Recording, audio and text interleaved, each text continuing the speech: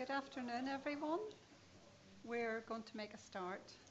There's a few haven't appeared yet, but I'm sure as they're coming, they'll join us. I'm going to go through the housekeeping first. So, in the event of a fire, a voice recorded message is activated, and this informs you in English to leave the hotel by the nearest available exit in the meetings corridor. Today, these fire doors are to your right and left-hand side and are illuminated by the running man sign. Exiting on your left through the double doors and down the stair and out of the hotel entrance, or exiting the room on your right, down the fire escape and down the stairs. Once the alarm activates, please leave the building immediately following the signage out of the hotel. Fire marshals will guide you to the assembly point, which is in front of the waterfront hall. Hilton team members will assist you wherever necessary. The ladies, gents and accessible toilets are on the ground floor and are located in the main lobby. There's also toilets if you go through the double doors and on the left on this floor. Any guest who has parked in the car park beside the hotel, please remember to go to reception on the ground floor and get your ticket validated before you leave. We hope you enjoy your conference and the Hilton Hotel experience. So, on to the business of today then. I'm Karen Casson. I'm an independent member of Belfast Healthy Cities Board and I'm the Vice Chair. So, a very warm welcome to everybody today, and I'm delighted to be here with you to launch the final two chapters on peace and participation as part of the Belfast Health Profile. I was privileged to also launch the first two chapters, and all the previous chapters and the summary are all already on the website.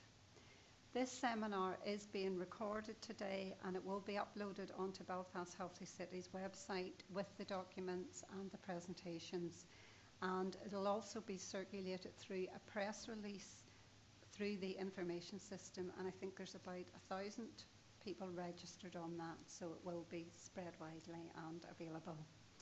If you're using Twitter, you may wish to include the hashtag Healthy Belfast, or include at Belfast Healthy in tweets, and they're available on the screen. So as I say, this is the final one to launch. There will be one more chapter which is post-COVID data where it's available, but these are the main two remaining chapters on peace and participation. And today I'm delighted to say once again we're going to be joined by Erica Eisen, our expert advisor to Healthy Cities. We have Jim Girvan from the Policing and Community Safety Partnership, Damien O'Neill, who's principal of the Good Shepherd Primary School in Dunmurry, and Craig Harrison from CARES NI, and you're all very welcome. Our presenters are going to be highlighting key points of the data, together with opportunities on how to use that data to involve work taking place to tackle inequalities in Belfast. And we would like to take this opportunity to also thank the wide range of partners involved in developing this piece of work, and for their time and their continued support. So a short biography then before Erica comes up to take us through the peace and participation chapters. Erica has worked in the health sector for the last 30 years, working across the spectrum right from acute care to public health. She now specialises in public health, but looks at the public health aspect of healthcare, as well as the protection and promotion of health for communities and for populations. Her particular specialties include health impact assessment, health and all policies, and community consultation. And Erica has been an expert advisor to various parts of the WHO, the World Health Organization, since 2003, and she's worked on many programs and seminars with Belfast Healthy Cities. So, Erica, I'll hand over to you. Thank you, Karen. Well, it's a pleasure to be here with you all today, but sad because it's the last two chapters, even though it's taken a year of our lives. Okay, so going through peace and participation. I'm starting with peace and then going on to participation. The data we've looked at is pre-pandemic, and we've done that so that it will form a baseline as we go forward, seeing the impacts of the pandemic in many different areas, as well as then seeing how fast we might recover or how slowly. So in this first slide, what you can see is the rate of police recorded crime overall, and we have the data by local government district and also by assembly area within Belfast. So among LGDs, Belfast has the highest rate. When we use rates, this is comparable. So Belfast per population has the highest rate of crime in Northern Ireland. Unfortunately, we only have numbers when we look at the assembly area, so they're not quite comparable.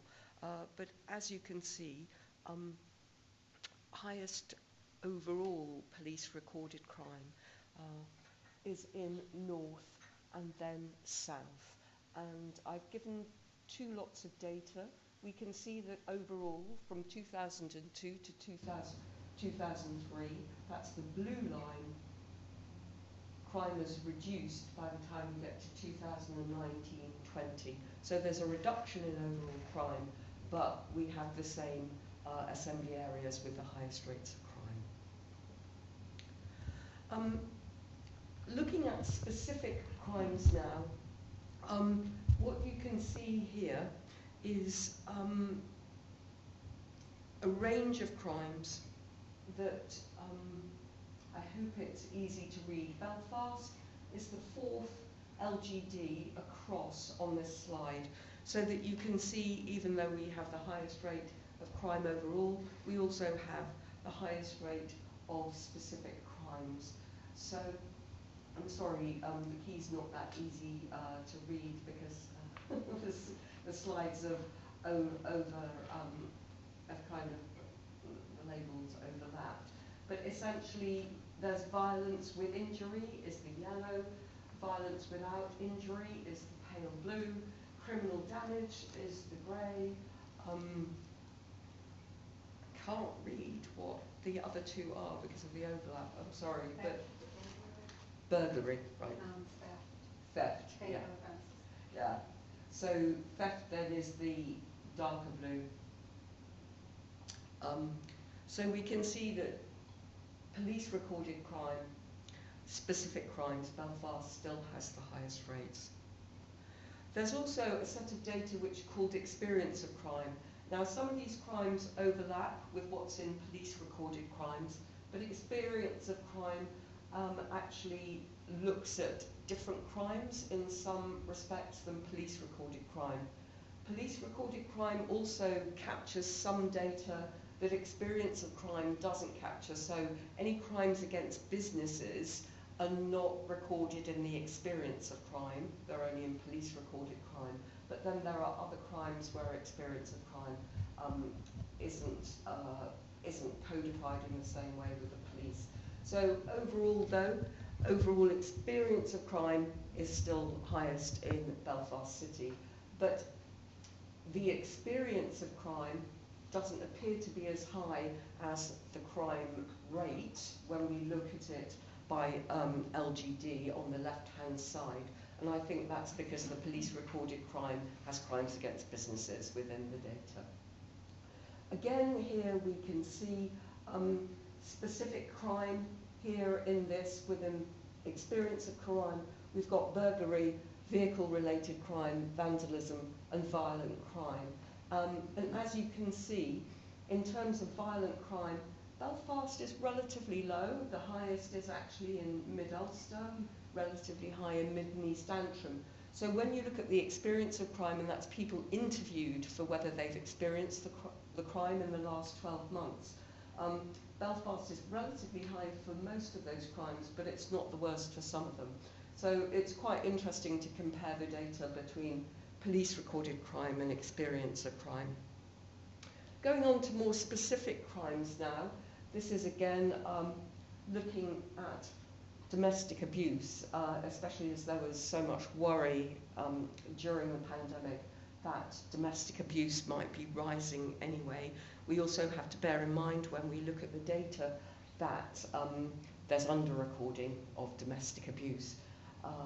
So in terms of the labelling here, it's the same as the assembly areas, north, south, east, west, but they're actually called local policing teams as far as the labelling is concerned. So the equivalent of the LGD is the policing district, and then we have local policing teams. So here we can see again that north has the highest number of incidents, that's the blue line, and the highest number of recorded crimes for domestic abuse, followed then by west. In terms of what incidents and recorded crimes mean, incidents are reported to the police, those are logged, but then the police decide whether it actually qualifies as a crime. What I've got here though is you can see on west it appears that the number of crimes beats the number of incidents, but that's actually because when we look at district policing teams, they only give you the numbers. So what I've done here is put the percentage share for all of Belfast. So North has the highest percentage share of incidents and the highest percentage share of recorded crimes. So West has a lower percentage share of incidents but a highest percentage share of the actual recorded crimes. So that's what that looks like. On the right-hand side of the screen, we have what's known as the outcome rate, and this is if the recorded crime is then sanctioned in the court. So what we can see is that although North has the highest percentage share of recorded crimes, it's also got a better outcome rate than the other policing teams. West has also got a good outcome rate, but both South and East, even though they have lower percentage shares of incidents and crimes, they have a poor outcome rate. So maybe that needs to be looked at, I would suggest. Going on to give a perspective of where Belfast sits in relation to other LGDs, we can see that they have the highest rate of incidents and the highest rate of recorded crimes, but actually in this part of the slide you can see that Belfast is in the lower half when it comes to outcome rates of the crimes compared with other LGDs. Similarly, we looked at hate crime. This is racism in Belfast City, and as we can see again on the left-hand side, I've looked at the percentage share because we only have numbers by policing team. So the percentage share for both North and South is relatively high for both the number of incidents and the number of recorded crimes. Again, South has the best outcome rate, whereas actually North, West and East, in terms of the outcome rates, sanctions of the crimes, are all below both Belfast City and Northern Ireland outcome rates. Here we are in terms of the LGD picture, and again, Belfast has the highest rate of incidents and the highest rate of recorded crimes for racism, and again, a very low outcome rate when compared with other LGDs. Looking at homophobia as a hate crime, here we have quite a stark difference. The highest percentage share of both incidents and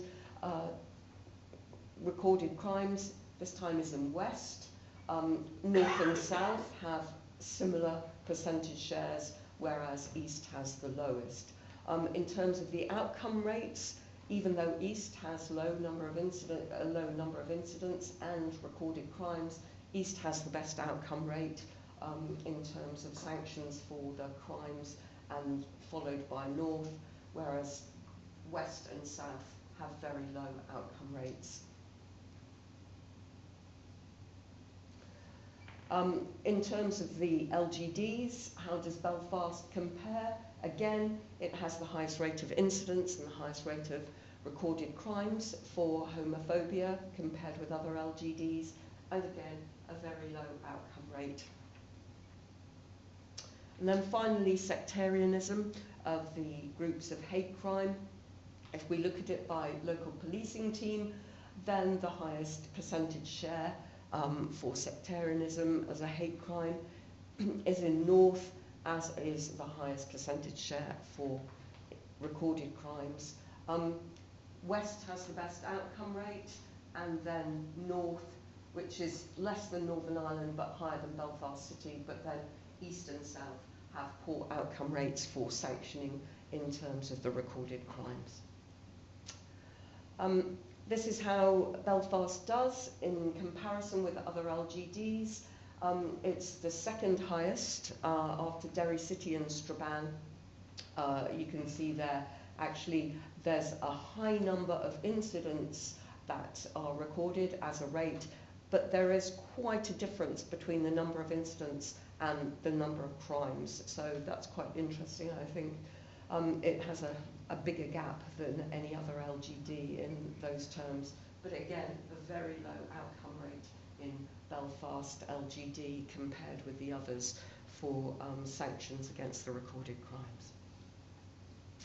So looking at perceptions of crime and its impact, I'm afraid we only have LGD data for this. But as you can see, there are 6 main types of crime that are looked at within the survey that's conducted. So we have crime overall is the darker blue, which is on the main left-hand side. Again, Belfast City appears as 4th across in the list of columns. The kind of burnt orange colour is burglary, grey is crime. The sort of yellow, which is quite dominant in the slide, is violent crime. The paler blue is, that's difficult to read. What does that say, Gary? Oh, yes, that's perceptions. Those last 2 are how you perceive your safety. So there's walking alone after dark and then being alone at home at night. So that's the pale blue, and the green are people's feelings of safety. So the other 4 are the perceptions of the level of crime. So Belfast is quite high, but actually the perceptions of crime are also high in a lot of other LGDs. So considering the crime rates and how Belfast sits with the others, there's a higher perception of crime in some other LGDs that don't actually have the same rates. When we look at people's feelings about the effect of fear on crime on their quality of life, we can see that people in Belfast have a lower percentage of people who feel there's a minimal effect. That's the blue in these bars across. There's a higher percentage of people that feel it's got a moderate effect, and the grey shows whether it has a great effect. So Belfast has a greater percentage of people who think it have a moderate effect or a great effect on their quality of life. I put up this slide because it helps us interpret the next few slides. This is the perception of whether there are high levels of antisocial behaviour in your LGD, and Belfast is very high, comes in second among all the LGDs. So there's a very high perception of antisocial behaviour. So I've put this slide up first, then we'll come to where antisocial behaviour looks like. But this shows us the 4 assembly areas plus here Belfast LGD and then Northern Ireland. And this is looking at the percentage of super output areas. That's the smallest jurisdiction at which we collect data at the moment by quintile of deprivation. So in terms of the most deprived, that's the darker blue line. And the quintile 2, the second most deprived, is the burnt orange line. Grey is quintile 3, that's the middle. Quintile 4 is the yellow. And then quintile 5 is the least deprived. So this shows that Belfast West and Belfast North have the highest percentage of super output areas that are in the top quintile of deprivation for the crime domain. So this shows us what we've seen in some of the other slides, that those two assembly areas are in the, there's most of the super AMP areas are in the most deprived domain for crime.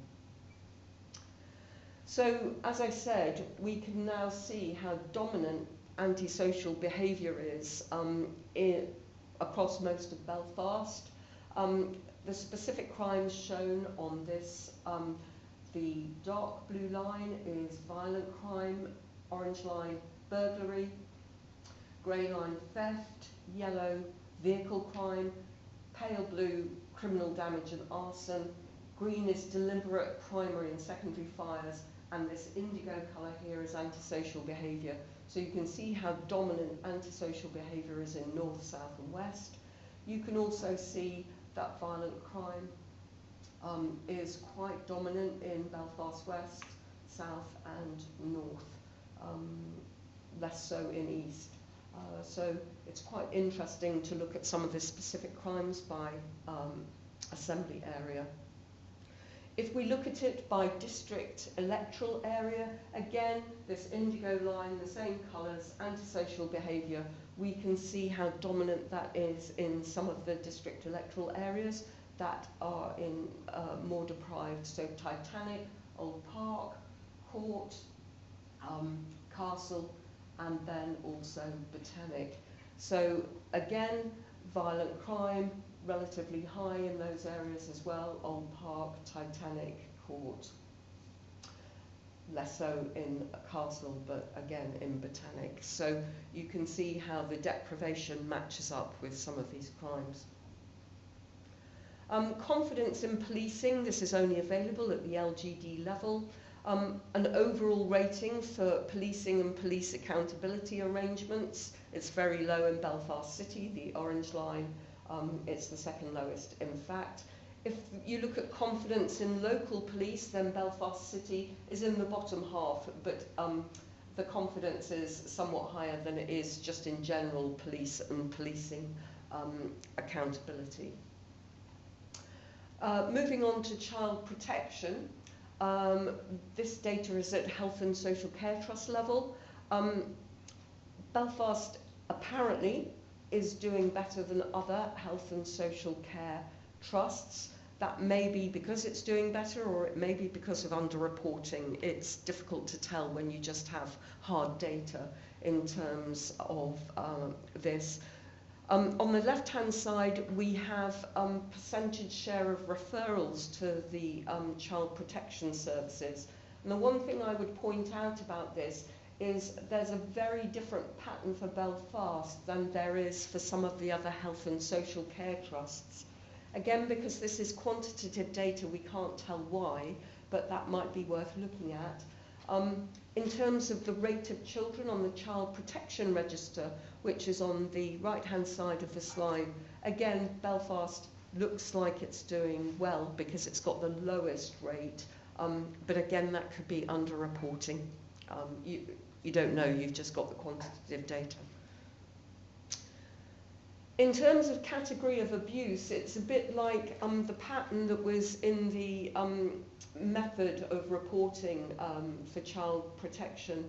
If we look at Belfast Health and Social Care Trust, there's very different categories of abuse that are happening, with child protection. So it may be worth looking at the right-hand side of the graph more of all of the child protection needs, as it were, that there were within Belfast that were reported. You can see that the dominant, this dark blue, this is mixed categories of abuse. That means the child is having more than one type of abuse as reported. So the orange, burnt orange colour is emotional abuse, the grey is sexual abuse only, yellow is physical abuse, and the paler blue is neglect only. But you can see that the mixed categories of abuse, the highest percentage of children are experiencing that. When you go deeper into the data to see what are those mixed categories, then the one that's most dominant for children in Belfast to whom are reported is the combination of neglect and physical abuse. The others are much less. And then finally in Peace we looked at interface barriers based on some excellent reports done. Here on the left hand side of the slide we show how many interface barriers there are in Belfast as a total, and then how many there are in different parts of Belfast. These geographical areas actually that have been the kind of areas of study for the interface barriers, they're not quite the same as the assembly areas because there's also the city centre represented. And then on the right-hand side of the graph, it shows you the different types of barriers that are in each of the areas. So North has the greatest number of barriers, and I think North has, yes, it has every single different type of barrier there is. So there can be a mesh fence, a steel fence, a palisade fence, wall with fence above, wall with gate, or buffer with fence wall. So North has got every kind of barrier there is. And so it's just quite interesting to see that difference as well, though, across Belfast in terms of the types of barriers that have been used. We then looked at whether people wanted the peace wall to come down, stay as it was, which is why I think it's important to look at the type of peace wall different areas in Belfast have.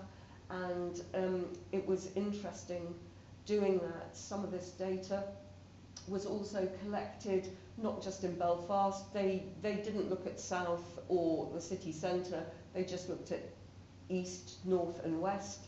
And the other areas that people were interviewed in were Derry, Londonderry and Portadown. So you can see, excuse me, I've got a cold. You can see how many people wanted the peace wall to come down now, the peace wall to come down sometime in the future. They wanted things left the way they were. They wanted to keep the peace wall but change how it looked, keep the peace wall but have it opened up. Or there were a few other suggestions, and there was also the option for don't know. So it's quite interesting that North Belfast had the highest percentage of people who wanted the peace wall to come down now. And if we go back to the previous slide, they also were the area that had the most interface barriers in it. So I thought that was quite interesting. There was also a higher percentage of people in North who wanted the peace wall to come down sometime in the future. Moving on to happier things, this is why I put participation in last. We looked at life satisfaction and loneliness. Belfast does come out with the lowest life satisfaction. This is an average rating, and it's lower than the UK, lower than Northern Ireland. UK is the yellow line, Northern Ireland is the grey line. It's less than all the LGDs. But I would point out that this is a very kind of short range. You know, Belfast is like 7.5-ish, and then it's about 8.2 for the top one, Mid-Ulster. So it's a small range, so not necessarily as bad as it looks from the graph. Feeling more often lonely, Belfast is the highest among LGDs, and of the people interviewed in the national survey, it was almost 50% feeling more often lonely. We also looked at caring responsibility, and obviously we have a speaker here from Carers NI, which is great. But by Health and Social Care Trust, we looked at carers aged 16 or over. There's a very specific definition for this, and we looked at this excuse me, over time. So we have 2010-11 on the left-hand side is the blue line, and then 2018-19 data is the orange line, and I'm sorry we can't give you 1920 data, but whether you had any caring responsibility was not a question asked on this survey in 1920. So as we can see, Belfast is the first set of columns. It has apparently less carers aged 16 and over than other health and social care trust. When we look at it by LGD, however, then Belfast has the highest percentage of carers aged 0 to 19 years.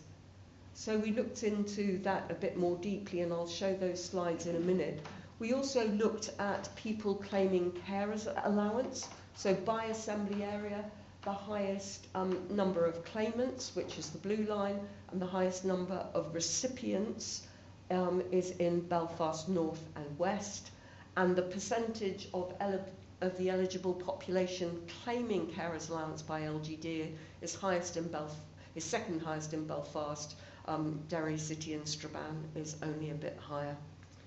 Going back into the young carers, which we were quite concerned about, we looked at it by assembly area, and there's only the assembly area plus Belfast LGD on the end. What we've got here is showing that Belfast West has the highest number of young carers aged 0 to 19 years, and that's closely followed by South and North. If we look at it by age group, which is on the left, then you find that it's the teens, the younger people, who are doing is the highest percentage of those carers. So age 15 to 19 years, they're the ones doing the bulk of the caring. On the right-hand side, we have boys and young men, which is the blue line, and girls and young women is the burnt orange line. So again, Belfast West, highest, followed by South and North, but girls are doing more of the caring, or girls and young women, than boys and young men. If we look at it by intensity of caring, that's the number of hours the children and young people do the caring for, then actually the majority of the young people are caring for 1 to 19 hours, I think. And then there's a smaller percentage that are caring for around 20 to 40 hours, and then 50 hours or more. So the bulk of the caring is being done by 15 to 19-year-olds, and they're doing 1 to 19 hours in a week. So the percentage of young carers by LGD, it's the highest. So I think that's a very vulnerable group in the population. In terms of volunteering, among LGDs, Belfast has the 3rd lowest percentage of people who had volunteered in the previous 12 months, and it's a lower percentage than that in Northern Ireland. Historical data, this is not quite comparable with the data I've just shown you because they changed the question, but as you can see, this is by Health and Social Care Trust, not by LGD. As you can see, over time, the number of people in Belfast, which is the first 2 columns, 2013 is the blue column, 2017 is the burnt orange column. So there has been a sharp drop, I think, in the percentage of carers in Belfast. I don't know what the reason is. We can't say it's the pandemic because this is 2017 data, especially if we look at the final 2 columns, which is Northern Ireland. We can see that actually there's been a larger drop in Belfast. In terms of participation in sport, Belfast actually does quite well. There are 2 columns there in the left-hand side. One is not very helpful, I have to say, in terms of data. It's participation in sport in the last 12 months or 4 weeks. So you can't pass out the data. So it's a very strange indicator as far as I'm concerned. And then the other is participation in sport, normally at least 1 day of a week. And Belfast is about the median of the LGDs for that, so that's relatively good news. Membership of a sports club, Belfast again in the lower half of the data. That's a shame because in terms of the evidence base, which we also put in the profile, membership of a sports club actually gives you not just the physical activity benefits, but it gives you all the social benefits as well, social contact, social support, etc. So it's maybe something that could be promoted. Engagement with the arts. Engagement with the arts overall, Belfast as an LGD is second lowest among LGDs. Participation in the arts activities is the median, and attending an arts event is the third equal lowest. And one reason I think that the participation is median, but the engagement and the attendance at arts events are quite low, is I think that's probably due to deprivation. So engagement with the arts and participation is probably more expensive, whereas participation, you know, there are community groups who are running participation events that are affordable or free. So I think that might be one of the reasons that data looks like that. Use of public library services, Belfast is in the lower half, which I find a bit surprising, and I'm not sure why that might be. Other people who know the area better might be able to give an answer to that, but actually visits to a museum or science centre, Belfast does very well. It's very high participation in that aspect. Sorry, I've gone on one further, but we could end on a high. Belfast are visiting museums and science centres. Thank you.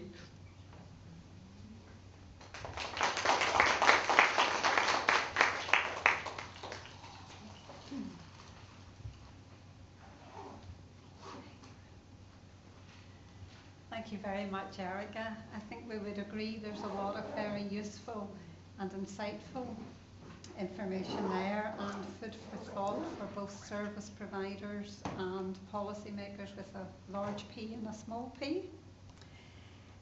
Delighted now to welcome Jim Girvan from the Policing and Community Safety Partnership, and Jim's going to speak on the Community Safety Initiative.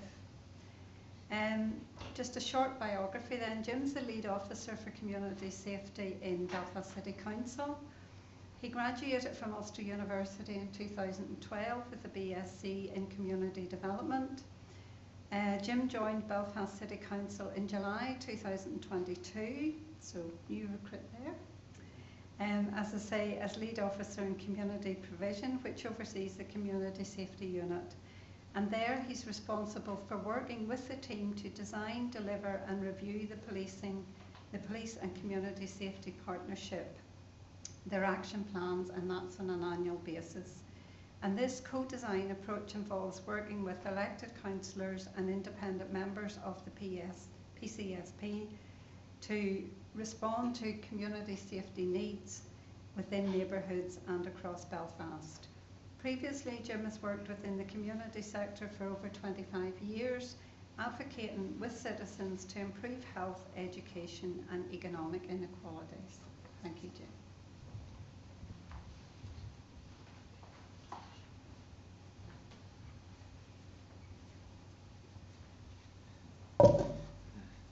Thank you very much. And this is my first presentation from Belfast City Council, so bear with me on it. So good afternoon, and just want to thank Erica for that previous presentation. It was really enlightening, the amount of data that's there, and hopefully the stuff that we're doing coincides with that there data that you've captured with some of the initiatives that we work within.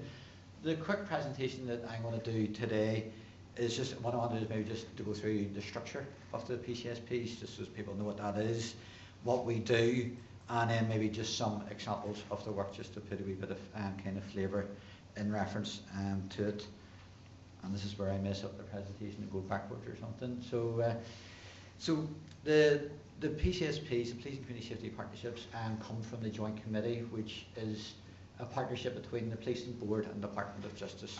So they're the overarching body which we fall under. And then whenever we come into the Belfast level on it, there is a strategic Belfast PCSP that sits in the middle, which is housed within Belfast City Council, but is a wee bit arm's length from that there. And then we have 4 district police and community safety partnerships, which cover north, south, east and west. And that there's the way our kind of structure is made up. Within the Belfast PCSP, we have 9 elected members, 8 independent members, and then we have 7 designated bodies which sit within that there. And then in each of the district ones, we have 6 elected members and 5 independent members with the designated statutory agencies with ourselves. So it's at their it's at their structure that kind of that guides and holds us to account moving forward, because we were set up so as a community can be connected in closer to ourselves.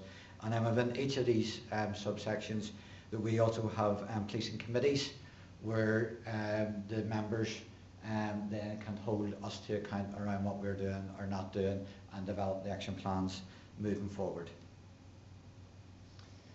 So the question is, I suppose, is what do we do? So what the police and the community safety partnerships are there to do is to work under 3 strategic aims. The first one is to work in partnership with communities to respond to local needs and improve the visibility of our work through effective consultations and communication and engagement. Second one is to improve community safety by listening to our members and our community, then prioritising actions to address these issues and concerns. And then the last one is building confidence in policing through joint working and problem solving. So hopefully that matches into some of the data that was referenced earlier on by Erica. The PCSPs develop strategic assessments and the data sets, so we use both approaches to develop our annual action plans. These involve statistical audits, community consultations, meeting with our members and our strategy partners, and then we develop thematic work on reference to that there. We also don't want to be working in silos, so what part of our work is also to ensure that we link with our Belfast agenda and the ambitions within that there. So we very much link in with the making Belfast a welcoming, safe, fair and inclusive city for all. So we're trying to join the dots across rather than being a silo thing. And moving on is then within our action plan is that we get roughly about £700,000 a year to deliver on our actions. Within our team we have a team of a coordinator, so the way the structure was, I mean, so we have Belfast and then each of the areas, so there's a coordinator sits within that. We have a project officer that sits along that there as well, an ASB officer, and then we have within our community safety team is the Safer Neighbourhood officers. So you'll see them that will go into town and neighbourhoods to support the work that we do. So it's very much on a geographical basis, but then we also merge across and do thematic pieces of work as well. So each of our coordinators would take a lead in different areas, so from supporting older people, the Complex Lives initiative of supporting people who are homeless in Belfast City Centre, domestic and sexual violence, abuse, hate crime, alcohol and drugs, antisocial behaviour, children, young people. So you'll see it mirrors very much Erica's report earlier on, so I'm very pleased that it doesn't go off in too much of a tangent. So that is some of the stuff that we do within our team. So what I want to do now is maybe just go into a couple of areas. So as whenever we talked, and Erica talked earlier on in reference to the data, is that we've seen some of the data as well, and what do we do about it. So we have seen that domestic violence is increasing year on, and our members and our engagement see that as one of our priority pieces of work to do, and through that there, what it says is that we don't want to work in a silo mentality, so that there's why we've engaged with and work with the Belfast Area Domestic and Sexual Violence and Abuse Partnership. So we work with them, and rather than working against them or duplicating what they do, is to build that there together, so that partnership approach. And over the period of time is that we've done a seminar on stalking with the new bill that came in this year. So we work with that there, so as then people would have know what that actually means, and hopefully empower people then to use that there bill to combat that serious issue. We've done some training with our partners in reference to tackling violence and domestic violence. And what we want to do is move that there on to get trainers for trainers. So then we're doing that there right across the board. We've done some translation on the domestic abuse bill in the British Sign Language. So we've done a number of different initiatives. So what we're trying to do is get what the core issues are, and then work with our partners to try to hopefully resolve and reduce the impacts. Hate crime was also mentioned earlier on, and we have that there as one of our key priorities moving forward, or we have over the last period of time. And we've been working with the NI Hate Crime Group across the north, which has membership of the Executive Office, Department for Communities, Department of Education, the Housing Executive, Probation Board, PSNI, PPS. So it's at their connective piece as well. So it's trying to do more things in a joint up way. And the 5 strands of work that we do under that there is trying to reduce the numbers of victims, getting an evidence base, which obviously was seen previously from our previous speaker, increasing awareness and getting reporting, supporting vulnerable individuals and groups, and developing powers and practice from a legislative framework. So we do a number of activities in and around that there, and we've done a number of trainings. So we trained 17 people by a world-renowned hate crime specialist. We've got that done this year, and what we're now doing again is going to do that trainer for the trainers. So then them 17 people are empowered to go out in the communities and train more people in it. So it's about trying to do that cascading effect in reference to it. Next one was mentioned earlier on was antisocial behaviour. Belfast has high levels of it. And what we want to do is, especially with young people, is we don't want to criminalise our young people, but we want to support them. So one of the initiatives that we have is Feet on the Streets. So working with the Education Authority and our youth sector is to go out and get youth workers to engage with young people. So then we can do that, their empowerment kind of thing, bring them into their local centres. So it's not just about an enforcement issue, it's around trying to build their capacity, find out where their needs are, so then we can hopefully try to help and resolve. We work with our schools and youth clubs, delivering awareness to young people around the consequences of getting involved in ASB, and we've seen over the period of time, I mean there's some incidents, but they're from very young children, and if we are able to put in some of these here awareness at an earlier age, hopefully we may reduce it and start to bend that curve in reference to it. We have been working with interfaces, and I know it was mentioned in the previous slides around North Belfast having the highest level of interfaces, that we do work within a subgroup there to try to, before interface violence starts, is to try to see what we can do to mitigate against it, or whenever it does start, to see what we can do to be more proactive in reducing and trying to do it in an engaging way rather than just and dealing with it as a crime. We have like a reactive kind of thing, so we have access, or the communities have access to a small budget just to help them just again to do something right away. So we're trying to be as reactive and supportive as possible to our colleagues across Belfast.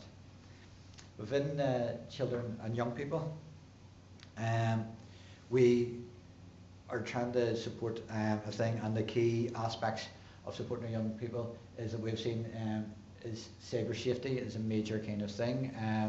Technology is changing. I know I get lost in it, so we're trying to do a number of initiatives around cyber safety to support young people, so they can hopefully reduce any negative impact that they will have. Road safety awareness.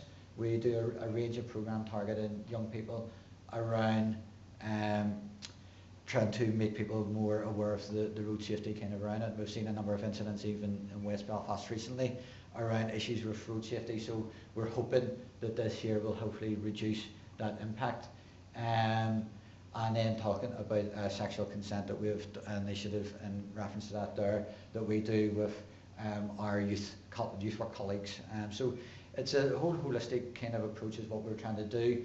It's not us doing it in isolation, it's us doing it in partnership, and hopefully this is coming through. It's all about partnership working is where we see things at and co-designing. The last one is in reference to confidence and policing. I seen in the slide, it was said that we have the lowest, or one of the lowest in Belfast, but we were saying that over 70% confidence is good. I mean, 2/3 of the population thing, we need to increase it. So there is pieces of work that we need to do in trying to create that confidence. And what we see is engaging, getting police to engage directly, especially with young people, to see them as human beings, and that there that kind of helps mitigate some of the negative stuff that happens in reference to ASB and some stuff of the police. Neighbourhood Watch, we support a number of Neighbourhood Watch schemes right across Belfast. So it's about giving that their local empowerment, and that there's what we want to try to do and building that confidence around it. So as there's that direct residents dealing with the police directly, which will hopefully resolve some crimes and issues around that there. And then in West Belfast there's a community safety initiative where it's local residents led and driven, and that there's around engaging with the police, and there's interactive workshops in reference to that there. So so I'm just plucking some stuff out in reference to that there, so that there just gives a wee bit of a flavour of hopefully coinciding with the previous presentation. We do a number of other things on top of all of this here, but we just figured these were the ones that highlighted very much to the report that you have done. So hopefully that gives a thing.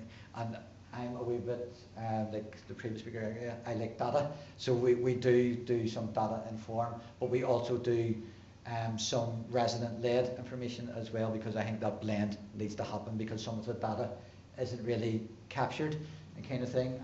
And I can give links to some of this here that in the presentation if people want to use it. So that there is my wee whirlwind stop of what we do. So hopefully it gives a flavour, and if anybody has any questions, she's going to ask me now or later. If I don't have the answers, Catherine does. She's been working in it longer than me. So thank you.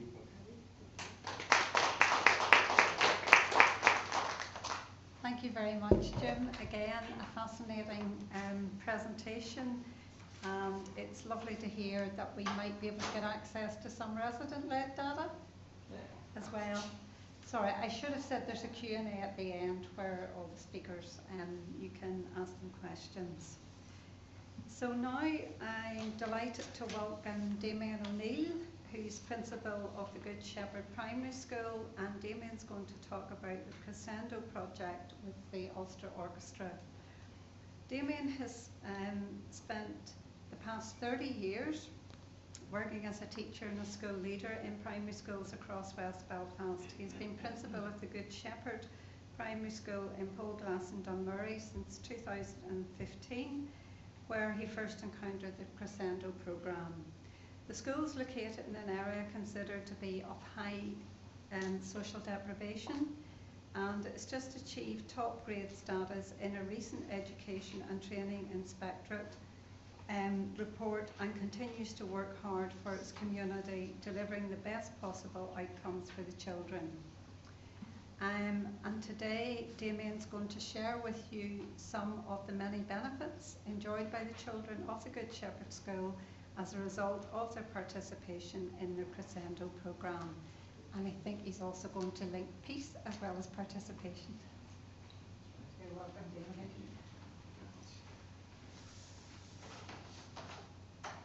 Okay, just bear with me. I'm the awkward one who has to go into a different setting for the presentation. No, the reason this is a wee bit awkward is because the invite that I received actually mentioned the possibility of bringing some of the children along to regale you with their talents. Unfortunately, that wasn't possible. So what I've done, I hope, is I've captured some of the children's work on this little presentation. So it's a wee bit more complicated than the normal, the rest of the presentations. Crescendo has been, as Karen has alluded to there, Crescendo has been in existence now for over 7 years. And my remit today is around participation, but it does actually dip into the peace element of the work of many of us at the minute, insofar as we are involved in a number of different agencies with a number of different schools. So I'll take you through this now and show you just the extent of the work. It's probably something that has somewhat gone under the radar over the past number of years, but I think now people have realised that it's something that has sustained itself for this period of time. There are many, many benefits that are being listened to and witnessed, particularly by families and obviously by the children. So what I'd like to do is just share some of the overview of the programme, and then some of the benefits that we have found. It's not heavy with data. I give you some data which isn't quite what you've witnessed earlier on, but in many ways it actually ties in to what the previous two speakers have touched upon. I'm thinking of a city for all and a variety of other things, but we'll come to that just over the next few minutes. So what I'd like to start off by sharing with you is the number of different schools and agencies that are involved in this. It works in partnership with the Shankill Children's Zone, the Ulster Orchestra obviously involved, Cullen Neighbourhood Partnership, and the Centre for Excellence and Social Innovation at Queen's University. Now I say that my data today isn't kind of the statistical data that you found over the previous two presentations, but Queen's are very, very interested in this work, and they have been capturing lots and lots of data. Too much for me to go into in any detail today, but they're looking at things like children's self-regulation and their ability to engage in the curriculum even from a very, very early stage. But they have very much a vested interest in the whole programme, and they're looking at it right through from primary 1 to primary 7, and the outcomes that they're finding are very interesting. As you can see, I've said their workshops are delivered to around about 1,000 children. That's a ballpark figure at the minute across the 4 primary schools, 2 of which are in the Cullen area and 2 are in the Shankill zone. So we've Wheatfield and Malvern in the Shankill zone, and ourselves, Good Shepherd Primary School and Holy Evangelists in Twinbrook. Now, each of those other principals could come along here today and share with you maybe other insights, but I'm going to give you a flavour of just what we have found in the Good Shepherd. So just to give you an idea, so the activity is led by the Ulster Orchestra musicians, associates, and peripatetic tutors. So the early stage of it is primary 1 to primary 3.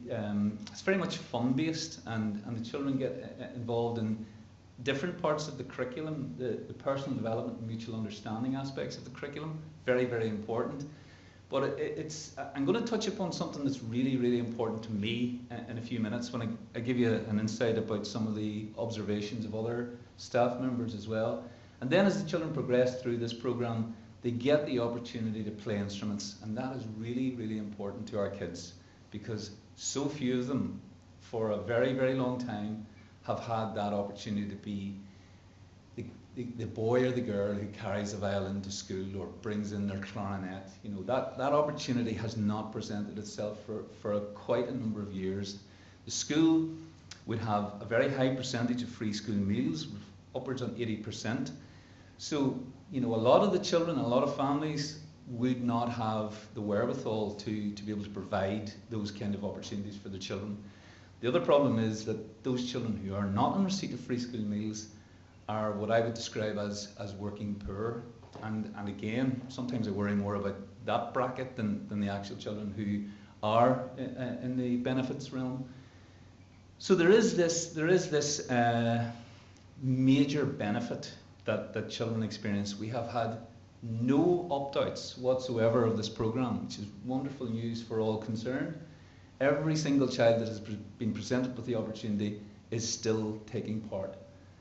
And then the culmination for the older children is the opportunity to come along and play along with the Ulster Orchestra in the Ulster Hall at an event in June where their parents and community members are bussed down to witness, which is something, if anybody ever gets the opportunity to go along to this, it is something else, because it raises the whole confidence levels, the excitement around music, and really the benefits we can't capture. We can see in their faces, and I'm going to give you an opportunity to do that now in a minute. But it really, really is something else. It just lasts for about an hour and a half or 2 hours, and the Ulster Orchestra are positioned right in the middle of the Ulster Hall, and all of the children are around. Parents get the opportunity to sit upstairs and around on some of the other seats. It really is a special occasion. Now, I said I couldn't bring the children along. I'm going to bring them to you now. Hopefully, am I? Let me see where we are here. Try clicking on the picture to play them out here. Give us 1 wee sec.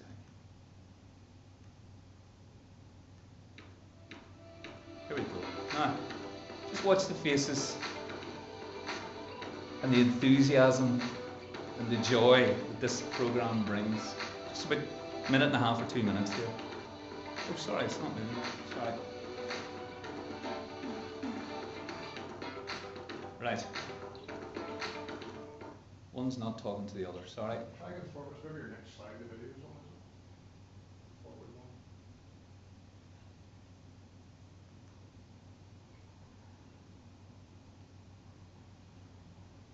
It's all going so well there. If you just go to your USB, You try to do do it separately, right? You sing when I. Okay. Here's one I prepared earlier. Tell you what it will be.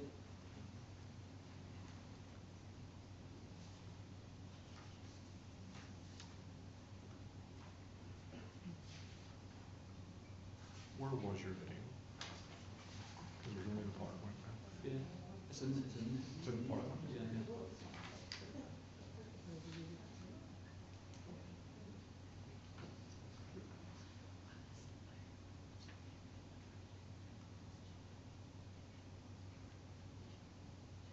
It's going through the speakers. And it's going to you.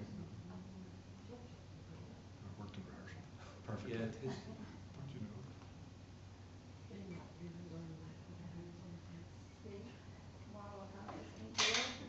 What's that? Yeah, yeah, yeah. And wait.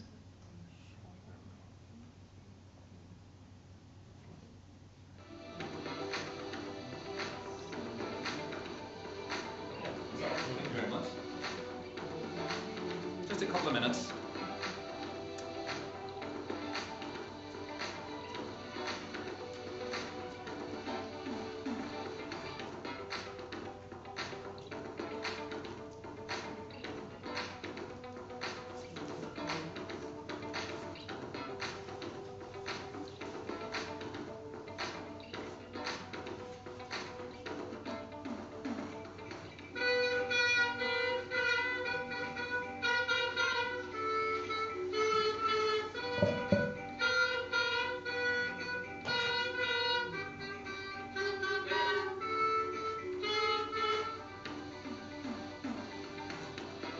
A very long time to get that.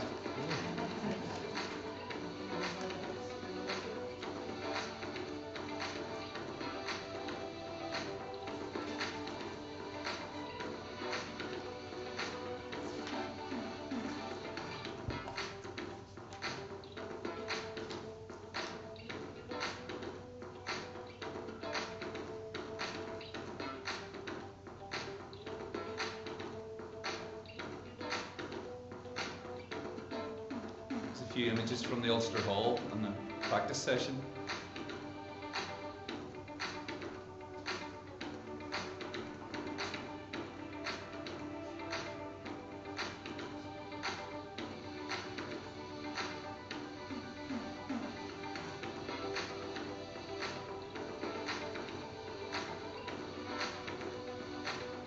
So these few images here are of the Collins Centre, the Collins Transport Hub, where the little kids, the primary 1s and primary 2s, are brought along.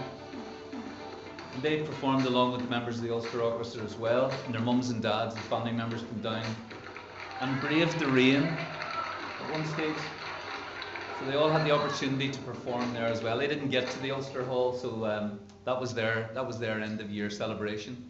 So every single child basically in the school had the opportunity to perform in some shape or form for their family members and for the community. It gives a tremendous buzz to all, mums and dads included. They love to see this type of thing. But I want to move from the actual joy and the enthusiasm that you may have picked up on there to some of the other sort of information that we've gleaned from it so far. And I'll introduce you to this wee man in a second.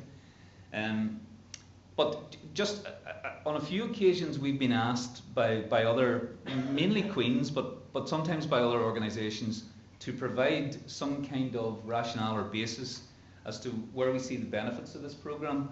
So I'm going to share with you, I mean, obviously the quote, the first quote there is from myself actually, and it was, at some stage I shared this with somebody from the Ulster Orchestra, and it's actually used on their website. But it is very, very important to us because the children are presented with a tremendous opportunity, and it's this thing of a lifelong love of music and the arts in general.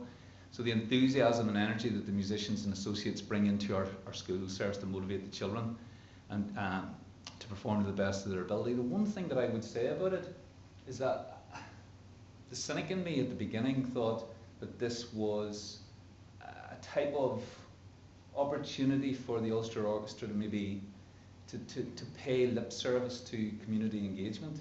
And I went with my eyes open and I welcomed everybody on board and said that we would do what we could for the school. But little did I know how much they were going to throw themselves into it, to the point where we really have logistical issues now trying to, you may have seen some of the situations in the school on corridors and in stairwells where children are being taken for their lessons. We haven't a square inch of space in place. So having a whole run of associates and these people who are at the top of their game, high class musicians, coming into our school and tutoring our children, it gives everybody a lift. But we have to make it work. So it does cause headaches, but I don't mind. They're headaches that aren't insurmountable. We have to do what we have to do. This quote here from my Vice Principal, Catherine Finnegan, is very, very important because Catherine comes at this from a slightly different perspective, and she looks at it from the point of view of the educational benefit to the programme. So she sees things like, the work in the foundation classrooms, essential for the development of language and vocabulary. Children are introduced to rhythm and rhyme, which are building blocks for phonological development. So in the sessions, the language is wrapped around rhythm and the children are exposed to intonation and beat. Some of the stuff that you may not quite get, but because the programme is in place and has been running for over 7 years now, we're actually able to tap in, and that's where we gather our data, where we see academic improvement, we see a confidence in learning, we see improved attendance. So all of the feel-good factors that are involved in this have knock-on benefits for the children's actual attainment and education. So there's a wider impact to this than just the joy and the enthusiasm that you've seen in the video. Hopefully you'll be able to hear this wee man, but I'll explain his story in 1 wee sec. My name is Waleed, and I've been with the Crescendo program since P1. And from Turkey. First of all, we started doing fun activities. Then as soon as I got older, I started playing the dude, and I've been practicing it since then, and I'm very happy and proud of myself. Okay. Just in case the sound wasn't great. That wee man is called Waleed. He's in our P7 class. He did his transfer last week. He came to us in February of P1 and he didn't have a single word of English. His mum was unfortunately You heard him possibly mention Turkey there. He was in a camp in Turkey. He's a Syrian refugee. His mum, unfortunately, is paralysed from the neck down. So Dad, Walid, and his little brother Hassan, the four of them arrived in Poleglass just when he was due to start primary one, and he really had no educational experience whatsoever. He hadn't been to school. He only had some, and it was a bit of a mix-up with his language, because Mum and Dad, coming from Syria, were Arabic speakers, but there was a different language spoken in the camp, so there was a bit of confusion around that. But as to the English language, he had nothing.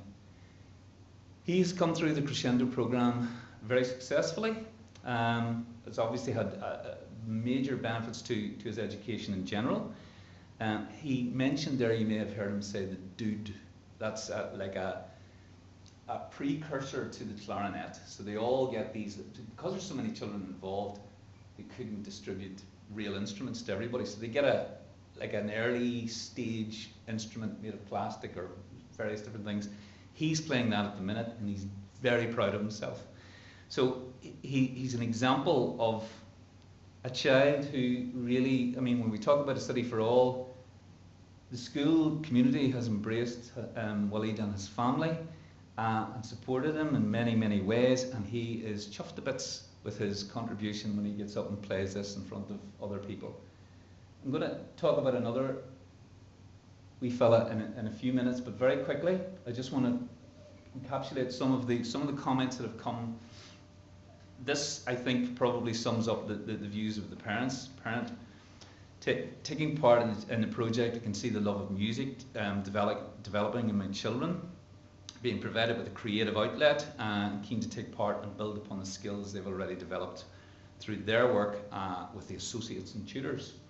And again, I mean, this is something that I feel very strongly about, the community pride. I think the community pride is something to behold.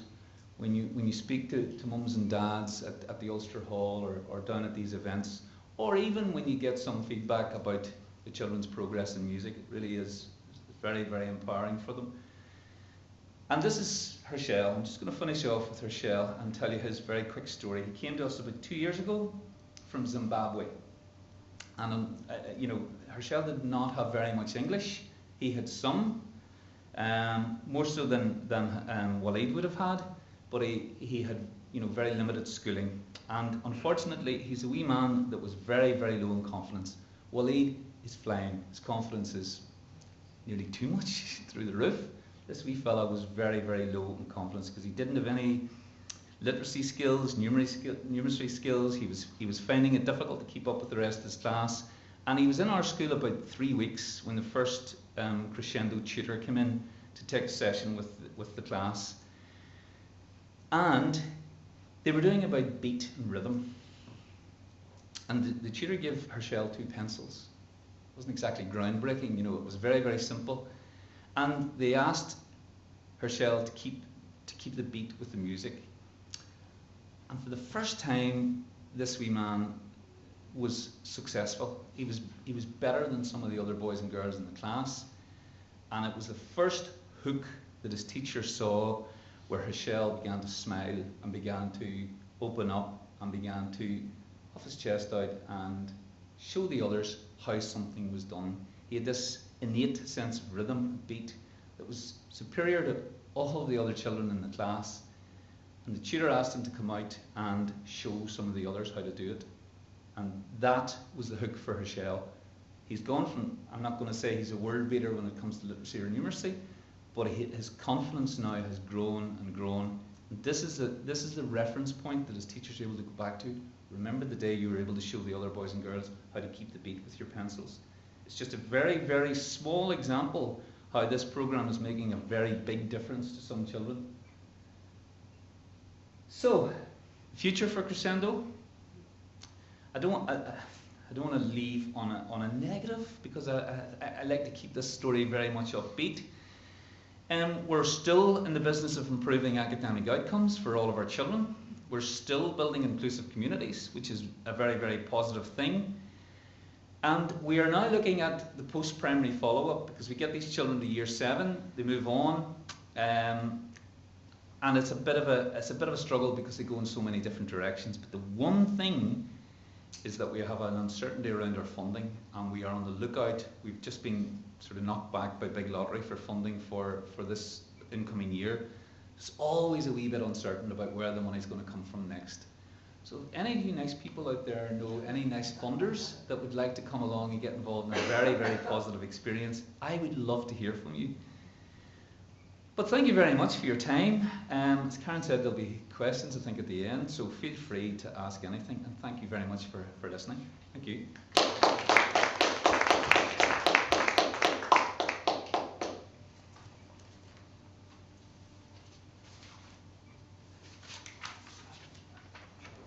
Reset the slides. We're running a wee bit behind, so I'll introduce Craig now. Craig Harrison is the Policy and Affairs Manager with Carers NI, and he's going to speak to us about caring in Northern Ireland. Craig previously worked in the policy team at Marie Curie, and before that for a strategic communications consultancy in Belfast. He's the chairperson of the Coalition of Carers organisation NI, and in 2021 was appointed by the Department for Communities to the Independent Welfare Mitigations Review Panel. So, welcome, Craig.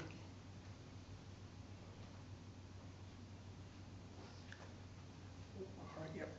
Thank you very much indeed, and for the opportunity to take part today. I suppose what I maybe failed to say in this part of the bio is just some information about what Carers NI is about. So we are a membership organisation for unpaid carers in Northern Ireland, and I'm just going to very briefly talk about, I suppose, the role of unpaid carers in Belfast and beyond, the contribution that they make, and how we can better promote and protect their health and well-being in order to really meet the vision and objectives of the Healthy Cities Network. Where are we? Just to start at the beginning, we estimate there's over 290,000 people who provide some form of unpaid care for a sick or disabled family member or friend across Northern Ireland, and that equates to around 1 in 5 adults in the local population. Now, if we overlay that with the proportion of Northern Ireland's carers who lived in Belfast on the last census day in 2011, which is admittedly very out of date, but it does provide a bit of an insight, and that suggests that there could well be around 45,000 plus unpaid carers who live in the Belfast Council area, and that's probably quite a significant underestimate actually versus what the next census will show whenever the numbers are published. Now, all those people fall within a really wide spectrum of unpaid caring, from simple tasks for a few hours a week, like helping someone with their groceries, preparing their meals, taking them to appointments, right through to doing all of that, plus everything else that someone may need round the clock to get by day to day. So personal and practical care, like helping them to wash and bathe and get dressed, administering medication, and so much more. And when we add it all up, the contribution that those unpaid carers make to Northern Ireland every year as far as saved care costs is estimated at over £4.5 billion. So regardless of where someone falls in that caring spectrum, whether it's just for a few hours a week through to caring 24/7, 365 days a year, I suppose it's safe to say that carers prop up the health and social care system in Northern Ireland. You know, if we imagine how much pressure hospitals and GP surgeries are under already, just think how much worse that would be if we took unpaid carers away. And I suppose it's hardly surprising that this massive contribution oftentimes comes at quite a severe cost to the health and well-being of carers in Belfast and beyond. So all of this data and all the stories you're going to see are from Carers NI's latest State of Caring survey, which was published just last week. And what that showed is that 1 in 5 carers here describe their physical health as bad or very bad. And the rates of bad or very bad mental health is even worse. And I suppose unsurprisingly, those levels of ill health just get worse among people who have either been caring for the longest or have the most intense weekly caring roles. And I suppose arguably the single biggest contributor to levels of ill health among our carer population are lack of access to statutory health and social care services, and also the lack of opportunity to take a break from caring. So in our survey, for instance, over a third, a full 40% of unpaid carers said that they haven't had a break within the last 12 months. And that's a result of both pre-existing gaps and shortages within Northern Ireland's health and social care system, as well as the compounding impact of the COVID-19 pandemic. And it's a good opportunity to recognise that fact, I suppose, because despite what society looks like for the rest of us today, for many unpaid carers, the pandemic hasn't ended. You know, they're still struggling to get access to the likes of day services and respite support, which so often provide a lifeline for carers and help them look after their own health, but were heavily disrupted at the beginning of the pandemic and are yet to return to full capacity more than 2.5 years later. So just one example on the slide here is that Belfast Trust unfortunately has the lowest proportion of adults with learning disabilities who have access to their full day care entitlement versus pre-pandemic levels of any health trust in Northern Ireland. And whenever people with those conditions don't have access to those services, it means the unpaid carers don't get a break either and the opportunity to look after themselves. And this lack of access to statutory support and little to no opportunity for a break can unfortunately have devastating consequences for the health and well-being of carers in Belfast and beyond. And it means that we have carers who are so physically exhausted that they're becoming unwell themselves. You know, carers who are gripped by mental ill health like anxiety and depression every morning when they wake up. Carers who feel so overwhelmed and so unsupported that sometimes they just want to run away. You know, whether it's burnout, physical exhaustion, loneliness, sleepless nights, the experiences are all too common for unpaid carers in Belfast and beyond because of the lack of support that they're getting at the moment, unfortunately. Now, that's not to say that health and social care services are the only driver of this ill health among unpaid carers, because there's other social issues that contribute toward it too, and not least at the moment the impact of the cost of living crisis. You know, I suppose very few groups have been fortunate enough to escape the impact of the cost of living crisis, but our unpaid carers have been the hardest hit, or among the hardest hit, because they already faced above average bills for things like food and energy and travel as a result of their caring role, even before the price of those things began to skyrocket. And as the price of those things have skyrocketed, we have carers who more and more are struggling to make ends meet, having to make increasingly desperate decisions to get by week to week, and ultimately that has an impact on their physical and mental health. So we have in the survey, for example, nearly 70% of carers saying that increased living costs has had a negative impact on their health and well-being. So taking all that into consideration, I don't think it's an exaggeration to say that unpaid caring could well be its very own standalone social detriment of health. And I suppose the inevitable question then turns to how do we go about addressing that? And in the spirit of the Healthy Cities Network, I think there's roles for us all to play. So at that highest level, as far as the executive and the Belfast Trust is concerned, you know, we can look to deliver things like the reform of health and social care services, which carers have been crying out for so long. We can look to remobilise the likes of day services and respite support so that carers can get access to the breaks that they need to look after their own health and well-being and lead a life of their own. At the local government level, we can look at things like poverty alleviation and cost of living support schemes for groups like carers and others who are struggling financially, you know, like the one that was announced by Belfast City Council a couple of weeks ago. Within the community and voluntary sector, you know, we can build on and expand the great work that local charities are doing to support vulnerable groups like unpaid carers, whether that's through direct services or the provision of advice, signposting and more. And even as individual citizens, you know, we can all play a role in checking in or offering a helping hand to the unpaid carers who live in our streets and neighbourhoods under what I suppose you could call a public health approach, where caring for our carers is considered everybody's responsibility. I suppose just to wrap up, you know, it's going to be very difficult for Belfast or any other town or city in Northern Ireland to be truly healthy and to truly meet the vision and objectives of the Healthy Cities Network unless we do better to protect and promote the health of our unpaid carers. So there certainly is a lot of work to be done, but I think we have made a great start already, and hopefully we can build on, you know, the fantastic efforts that have went into the Belfast Healthy Cities initiative to give carers the support that they so desperately need. Thank you very much.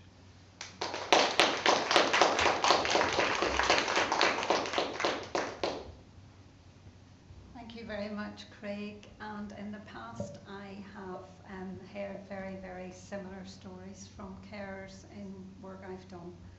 And I was going to ask you what the estimated savings are to the NHS, but you provide us a huge figure of 4.5 million. Could I please ask the three speakers to come up to the front for a Q&A? Four? Sorry, oh, we've only three.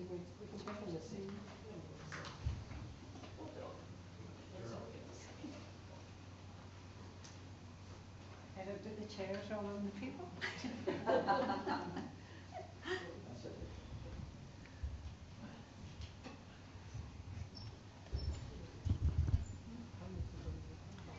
I think you would all agree that all of the presentations have been very insightful. We've had some really good examples of programmes on the ground, fantastic programmes on the ground, the benefits of those programmes, and as Damien said, it's good to see the data from Erika and your partnerships are in parallel. And it's all about, I think everything has been about inclusion, which obviously is a very basic foundation for addressing health inequalities and improving health and well-being. So, open up to the floor for questions to any or all of your speakers. Yes. Hi, hello. Thanks very much for a really interesting presentation. So, my name's Aaron Jones. I'm the local police commander for Belfast. Welcome.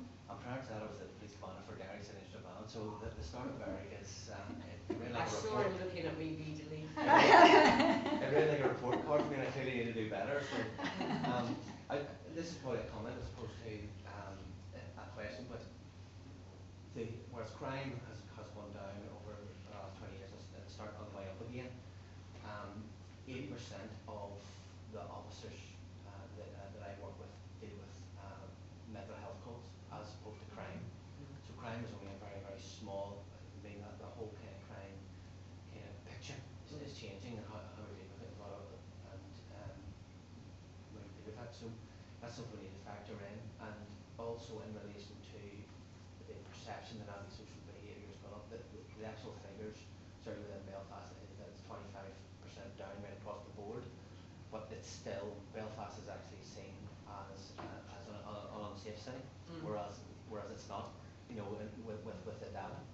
Just wondering how you capture that kind of vulnerability in terms of mental health, addiction, you know, things that are going on behind closed doors that actually just don't fall into the crime. Yeah, I mean, there's lots of things that are involved in the perception of crime. I think I've worked on quite a lot of projects in the centre of London where, you know, there's a lot of worry about drug taking on the streets, you know, especially in Camden, Islington, Westminster, etc. And people's perception of crime, even if their perception in relation to the actual level of crime is higher, the fact is, as we showed on the slide, the perception of crime affects the quality of life. So in the sense of people perceiving a lot more antisocial behaviour, even if the levels of antisocial behaviour have dropped, their perceptions will affect, for instance, women who've got young children may not want to go out at a certain time, older people may not want to go out.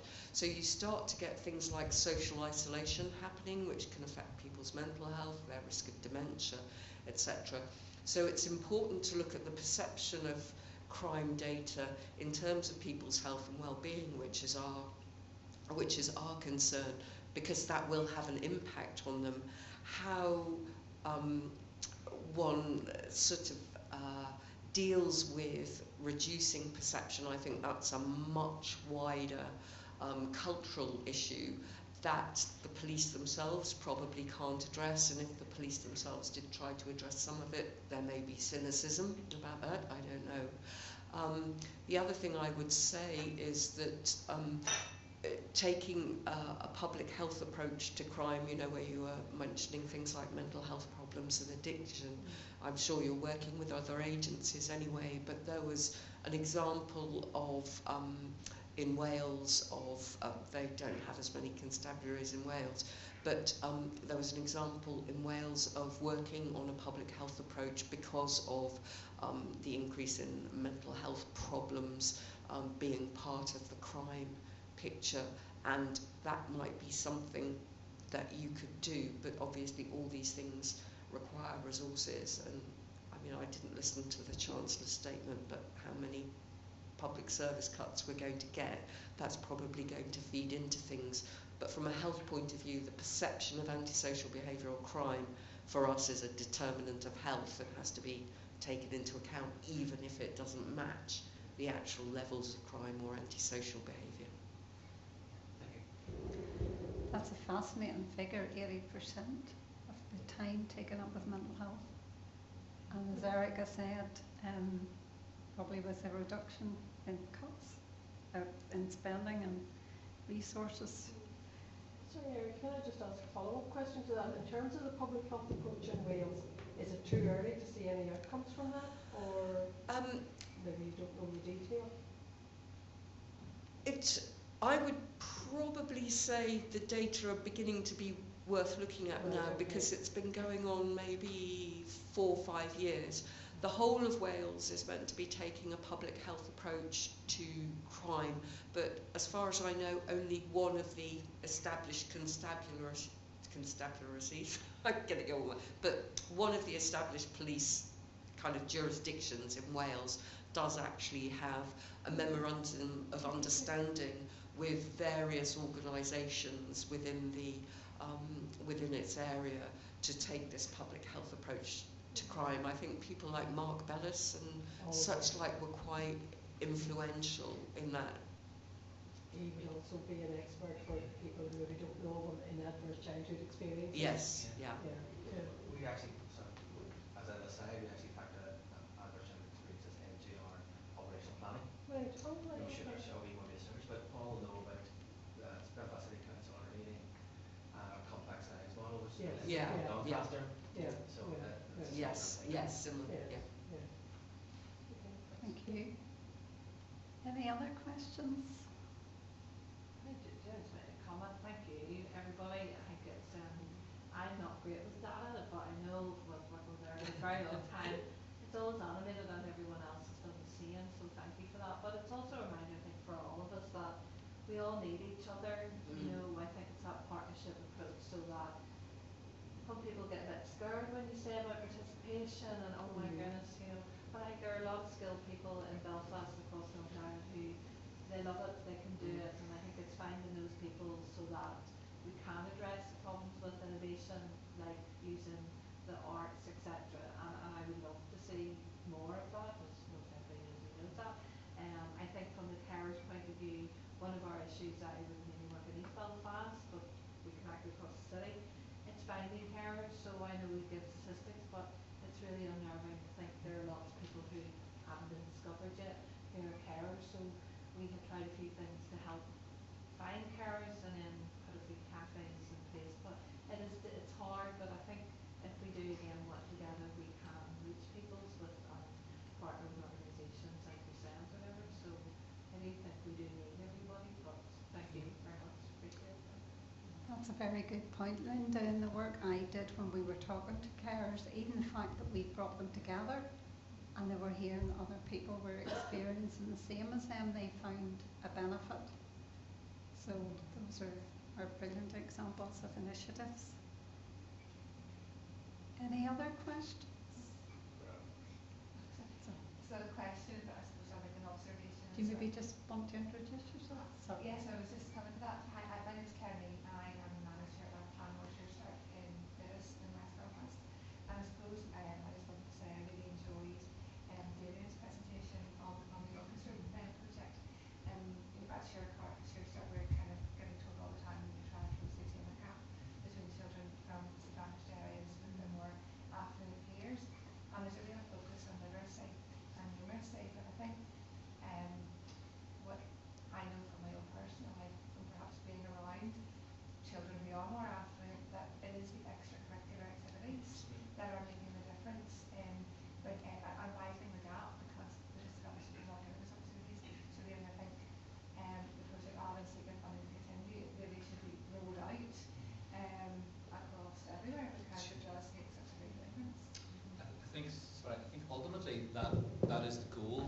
the authors of the programme that it would be a template that could be taken and used in other areas, because, you know, as I said earlier on, the Queen's are capturing quite a lot of very important data, which is very positive, but it needs to be, because we do have a deficit. And you know, one of the startling facts that we were able to provide, and I was actually at a meeting with our local Sure Start people in the last week.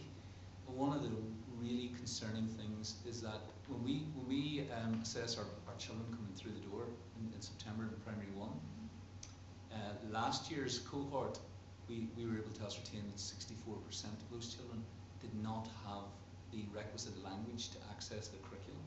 So already those children are, you know, they're starting in a position of weakness, and it's addressing that gap in whatever ways we can do that.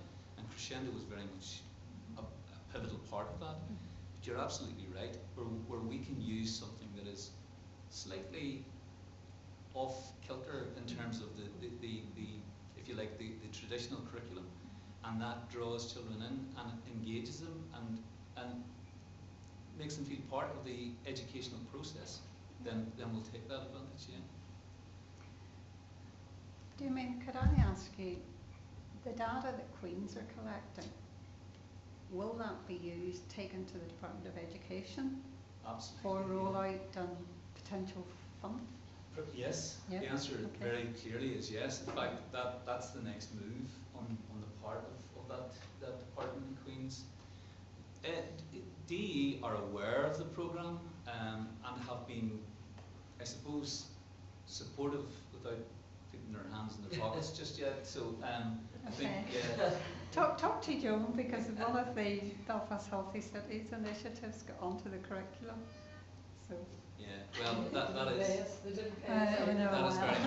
very much part of the rationale, the next move.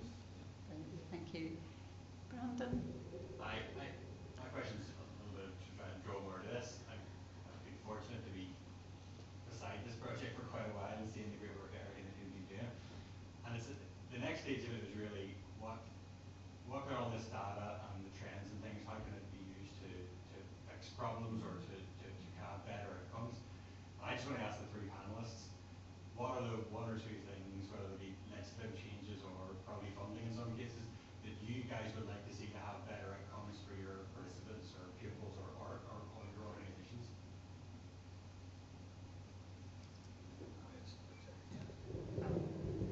Yes, I suppose it's important to make mention of legislative change, because of course the elephant in the room of this whole conversation is that we have an empty building in East Belfast at the moment, which is harming certainly carers every single day, and no doubt a lot of the groups that are represented here as well. So I think my very first ask would be for that, to political institutions to be restored, and then certainly one of the things I mentioned, the number one priority has to be reforming that social care system so that the gaps are plugged and we can give unpaid carers the support they need, because they're on their knees at the moment, and we're almost developing a bit of a sort of institutionalisation of carers being expected to meet gaps and failures in the social care system, and that's not a path that anyone should be comfortable having to go down.